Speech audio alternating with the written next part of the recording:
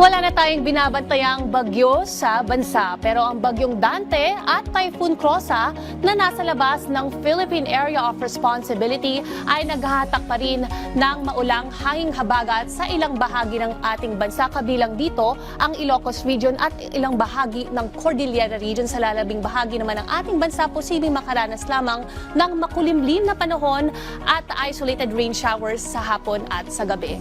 Habang ang Metro Manila naman, magpapatuloy po ang cloudy skies natin buong linggo dahil pa rin sa hanging habagat. Ayon po yan sa Pag-asa, isolated rain showers po ang aasahan natin. Silipin po natin ang metro cities ng ating bansa. Dito naman po sa ilang bahagi ng Metro Cebu, makararanas pa rin tayo ng maulap na panahon at isolated rain showers with thunderstorms. Possible highs po natin dyan sa mga susunod na araw, nasa 33 degrees Celsius. Habang sa Metro Davao naman, maglalaro ang possible highs natin sa 34 degrees. Makararanas rin tayo dyan ng thunderstorms, lalo na po sa hapon. Weather trivia naman po tayo. Ang hanging habagat o sa Ingles ay ang southwest monsoon. Yan po ay wala po tayong tag-ulan kung walang hanging habagat. Ibig sabihin, ito ang dominanting weather system tuwing rainy season.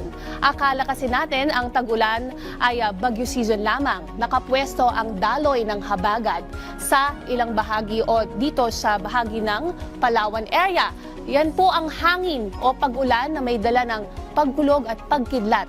Lalo na po, kaya naman kapag may bagyong nakapwesto sa anumang bahagi ng bansa, hinahatak o parang bina-vacuum ng bagyo ang maulang hanging habagat sa Kalakhang, Luzon at Kanlurang, Visayas. So kung maging dalawa o tatlo yan, imagine nyo na lang how much rainfall ang maghapon at magdamag na ibinubuhos nito. Tulad nitong nakaraang linggo, walang humpay na pag-ulan.